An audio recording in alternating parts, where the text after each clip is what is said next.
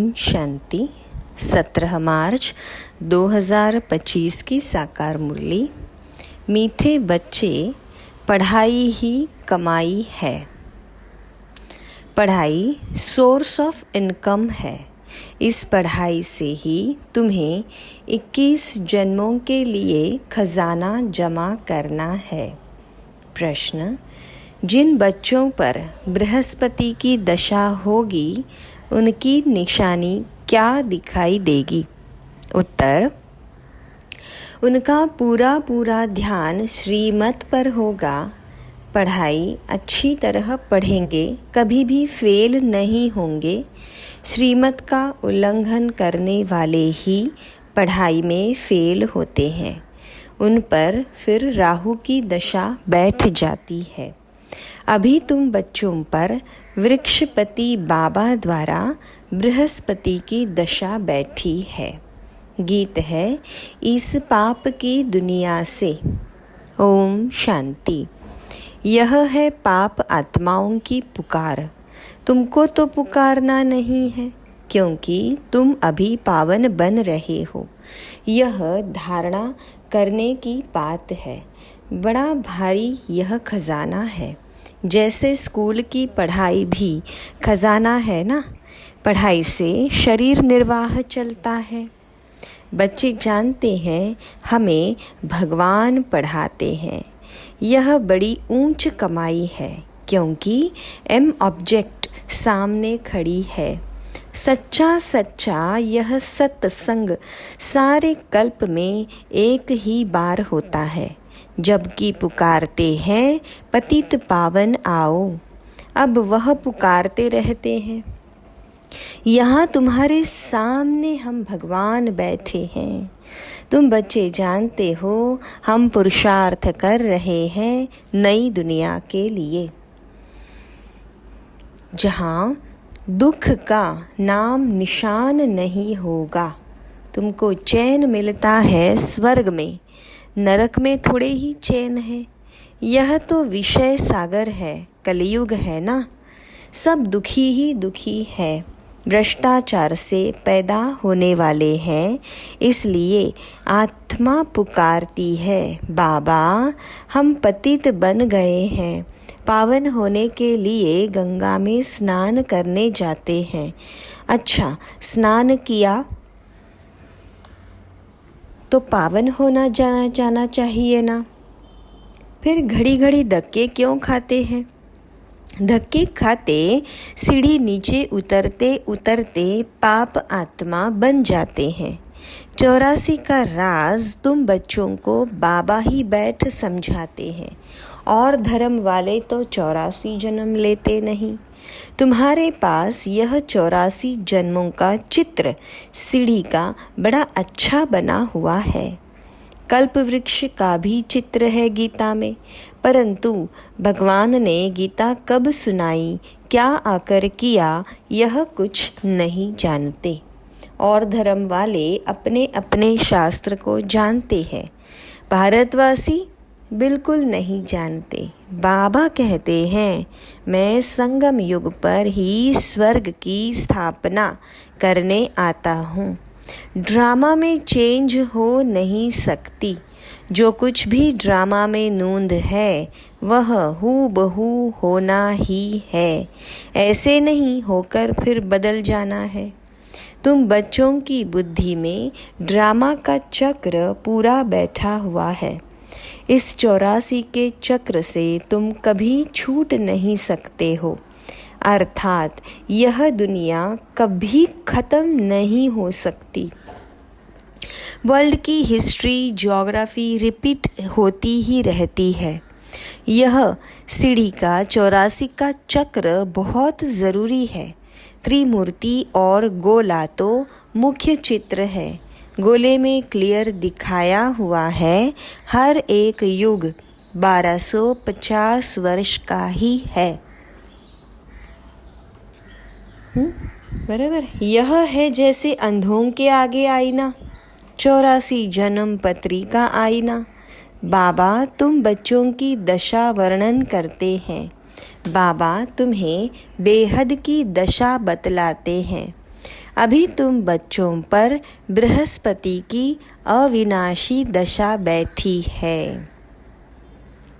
फिर है पढ़ाई पर मदार, कोई पर बृहस्पति की, कोई पर चक्र की, कोई पर राहु की दशा बैठी है।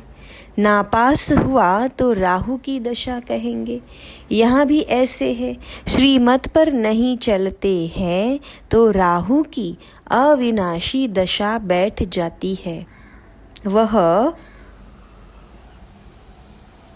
बृहस्पति की अविनाशी दशा और यह फिर राहु की दशा हो जाती। बच्चों को पढ़ाई पर पूरा ध्यान देना चाहिए, इसमें बहाना नहीं देना चाहिए। सेंटर दूर है, यह है, वह है। पैदल करने में 6 घंटा भी लगे तो भी पहुंचना चाहिए। मनुष्य यात्राओं पर जाते हैं, कितना धक्के खाते हैं।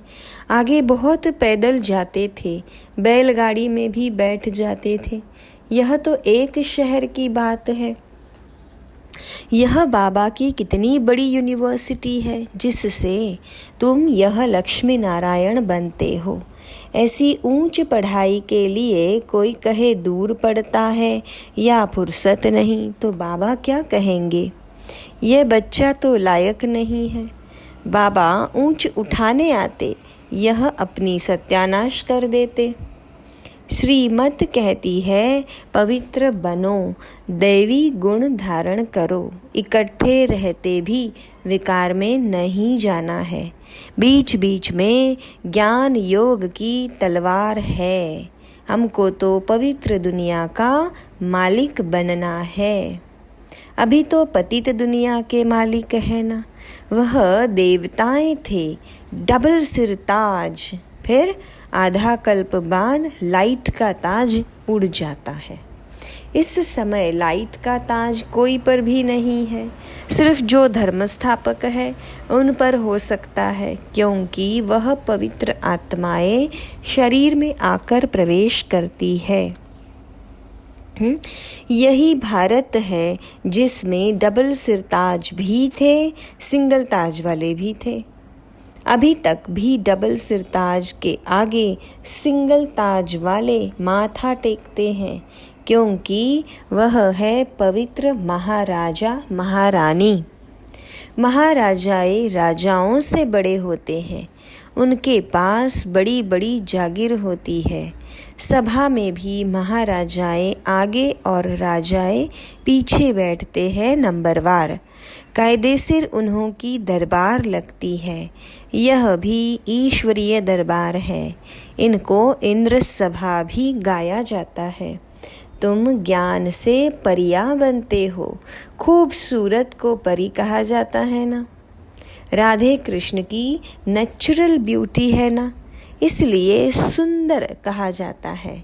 फिर जब काम चिता पर बैठते हैं तो वह भी भिन्न नाम रूप में श्याम बन जाते हैं। शास्त्रों में कोई यह बातें नहीं है। ज्ञान, भक्ति और वैराग्य 3 चीजें हैं। ज्ञान ऊंचते ऊंच है। अभी तुम ज्ञान प्राप्त कर रहे हो, तुमको वैराग्य है भक्ति से।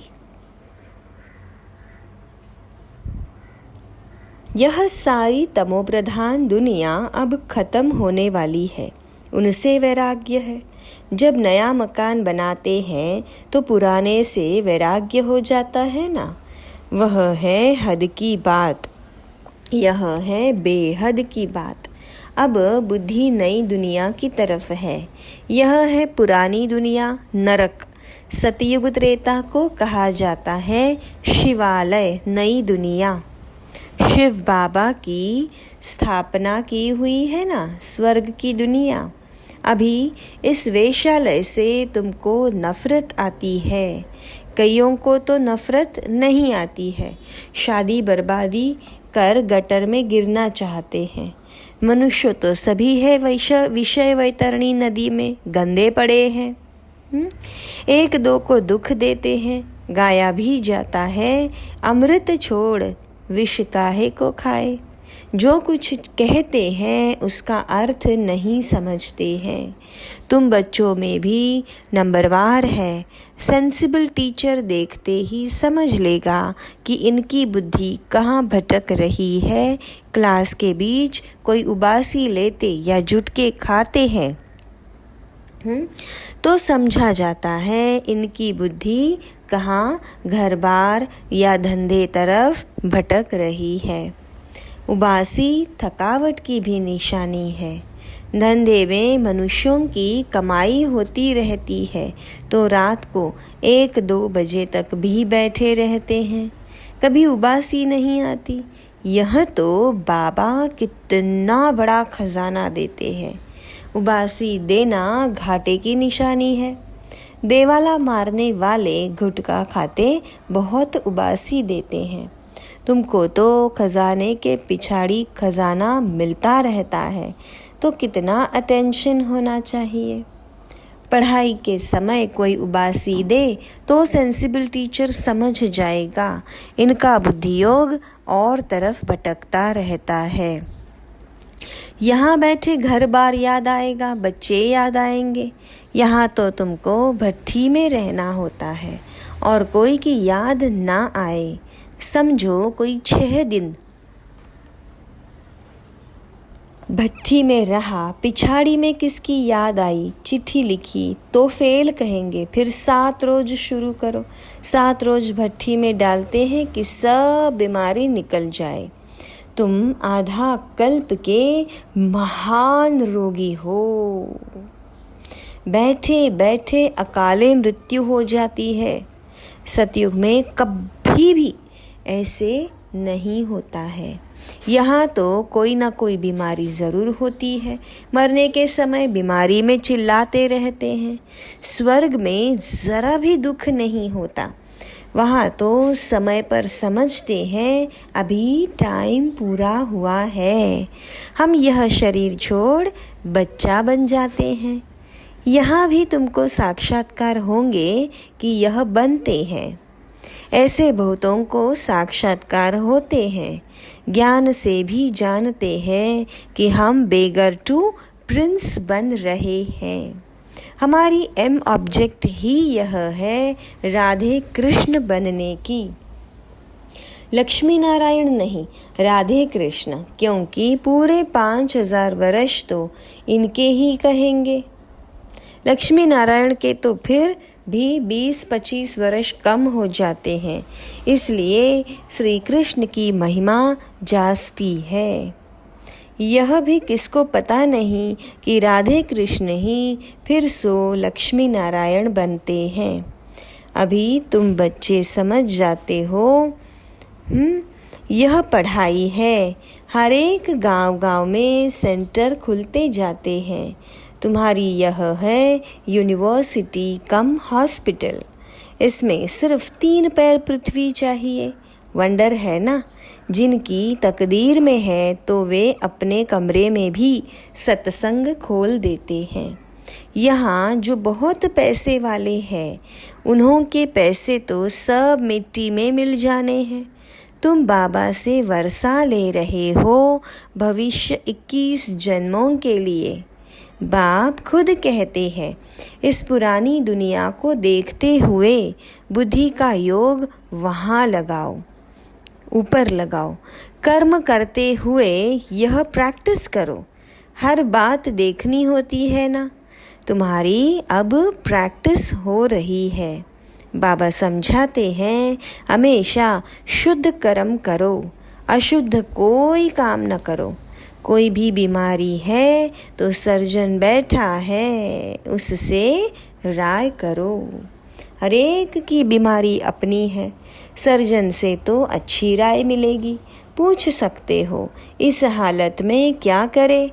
अटेंशन रखना है कि कोई विकर्म ना हो जाए। यह भी गायन है, जैसा अन्न वैसा मन। मांस खरीद करने वाले पर, बेचने वाले पर, खिलाने वाले पर भी पाप लगता है। पतित पावन बाबा से कोई बात छिपानी नहीं चाहिए। सर्जन से छिपाया तो बीमारी छूटेगी नहीं। यह है बेहद का अविनाशी सर्जन। इन बातों को दुनिया तो नहीं जानती है। तुमको भी अभी नॉलेज मिल रही है, फिर भी योग में बहुत कमी है, याद बिल्कुल करते नहीं हैं। यह तो बाबा जानते हैं, फट से कोई याद ठहर नहीं जाएगी। नंबरवार तो है ना। जब याद की यात्रा पूरी होगी तब कहेंगे कर्मातीत अवस्था पूरी हुई। फिर लड़ाई भी पूरी लगेगी। तब तक कुछ न कुछ होता फिर बंद होता रहेगा। लड़ाई तो कभी भी छिड़ सकती है, परंतु विवेक कहता है जब तक राजाई स्थापन नहीं हुई तब तक बड़ी लड़ाई नहीं लगेगी। थोड़ी थोड़ी लगकर बंद हो जाएगी। यह तो कोई नहीं जानते कि राजाई स्थापन हो रही है। सतो प्रधान, सतो रजो तमो बुद्धि तो है ना। तुम्हारे में भी सतो प्रधान बुद्धि वाले अच्छी रीति याद करते रहेंगे। ब्राह्मण तो अभी लाखों की अंदाज में होंगे, परंतु उसमें भी सगे और लगे तो है ना। सगे अच्छी सर्विस करेंगे, माँ बाप की मत पर चलेंगे। लगे रावण की मत पर चलेंगे। कुछ रावण की मत पर, कुछ राम की मत पर लंगड़ाते चलेंगे। बच्चों ने गीत सुना, कहते हैं बाबा ऐसी जगह ले चलो जहाँ चैन सुकून हो। स्वर्ग में चैन ही चैन है, दुख का नाम भी नहीं है। स्वर्ग कहा ही जाता है सतयुग को। अभी तो है कलह युग। यहाँ फिर स्वर्ग कहाँ से आया। तुम्हारी बुद्धि अब स्वच्छ बनती जाती है। स्वच्छ बुद्धि वालों को मलेच्छ बुद्धि नमन करते हैं। पवित्र रहने वालों का मान है। सन्यासी पवित्र है तो गृहस्थी उन्हों को माथा टेकते हैं। सन्यासी तो विकार से जन्म ले फिर सन्यासी बने हैं। देवताओं को तो कहा ही जाता है संपूर्ण निर्विकारी। सन्यासियों को कभी संपूर्ण निर्विकारी नहीं कहेंगे। तो तुम बच्चों को अंदर बहुत खुशी का पारा चढ़ा रहना चाहिए। इसीलिए कहा जाता है अतीन्द्रिय सुख पूछना हो तो गोप गोपियों से पूछो। जो बाप से वर्षा ले रहे हैं, पढ़ रहे हैं। यहाँ सम्मुख सुनने से नशा चढ़ता है, फिर कोई का कायम रहता है, कोई का तो झट उड़ जाता है। संगदोष के कारण नशा स्थायी नहीं रहता। तुम्हारे सेंटर्स पर बहुत ऐसे आते हैं, थोड़ा नशा चढ़ा फिर पार्टी आदि में कहाँ गए, शराब बीड़ी आदि पिया और खलास। संगदोष बहुत खराब है। हंस और बगुले इकट्ठे रह ना सके। हंस और बगुले। पति हंस बनता तो पत्नी बगुला बन जाती। कहाँ फिर स्त्री हंसनी बन जाती, पति बगुला हो पड़ता। कहे पवित्र बनो तो मार खाए। कोई कोई घर में सब हंस होते हैं, फिर चलते चलते हंस से बदल बगुला बन पड़ते हैं। बाबा तो कहते अपने को सब सुखदाई बनाओ, बच्चों को भी सुखदाई बनाओ। यह तो दुखधाम है ना। अभी तो बहुत आफतें आनी है, फिर देखना कैसे त्राही त्राही करते हैं। अरे बाप आया, हमने बाप से वर्षा नहीं पाया तो फिर टू लेट हो जाएगी। बाबा स्वर्ग की बादशाही देने आते हैं। वह गवा बैठते, इसलिए बाबा समझाते हैं बाबा के पास हमेशा मजबूत को ले आओ, जो खुद समझकर दूसरों को भी समझा सके। बाकी बाबा कोई सिर्फ देखने की चीज़ तो है नहीं। शिव बाबा कहाँ दिखाई पड़ता है? अपनी आत्मा को तो देखा है क्या? सिर्फ जानते हो, वैसे परम आत्मा को भी जानना है। दिव्य दृष्टि बिगर उनको कोई देखा नहीं जा सकता। दिव्य दृष्टि में अब तुम सतयुग देखते हो, फिर वहाँ प्रैक्टिकल में चलना है। कलियुग विनाश तब होगा जब आप बच्चे कर्मातीत अवस्था को पहुँचेंगे। अच्छा, मीठे मीठे सिकिलधे बच्चों प्रति माता पिता बाप दादा का याद प्यार और गुड मॉर्निंग। हम रूहानी बाप की रूहानी बच्चों को नमस्ते। हम रूहानी बच्चों की रूहानी माता पिता बाप दादा को याद प्यार गुड मॉर्निंग और नमस्ते। शुक्रिया मीठे बाबा, शुक्रिया। धारणा के लिए मुख्य सार। इस पुरानी दुनिया को देखते हुए बुद्धि का योग बाप व नई दुनिया तरफ लगा रहे। ध्यान रहे, कर्मेंद्रियों से कोई विकर्म ना हो जाए। हमेशा शुद्ध कर्म करने हैं। अंदर कोई बीमारी है तो सर्जन से राय लेनी है। संग दोष बहुत खराब है, इससे अपनी बहुत बहुत संभाल करनी है। अपने को और परिवार को सुखदायी बनाना है। पढ़ाई के लिए कभी बहाना नहीं देना है। वरदान। श्रेष्ठ भावना के आधार से सर्व को शांति शक्ति की किरणें देने वाले विश्व कल्याणकारी भव। जैसे बाबा के संकल्प व बोल में नयनों में सदा ही कल्याण की भावना व कामना है, ऐसे आप बच्चों के संकल्प में विश्व कल्याण की भावना व कामना भरी हुई हो। कोई भी कार्य करते विश्व की सर्व आत्माएं इमर्ज हो। मास्टर ज्ञान सूर्य बन शुभ भावना व श्रेष्ठ कामना के आधार से शांति व शक्ति की किरणें देते रहो, तब कहेंगे विश्व कल्याणकारी। लेकिन इसके लिए सर्व बंधनों से मुक्त स्वतंत्र बनो। स्लोगन। मैंपन और मेरापन यही देह अभिमान का दरवाज़ा है। अब इस दरवाजे को बंद करो। अच्छा, ओम शांति।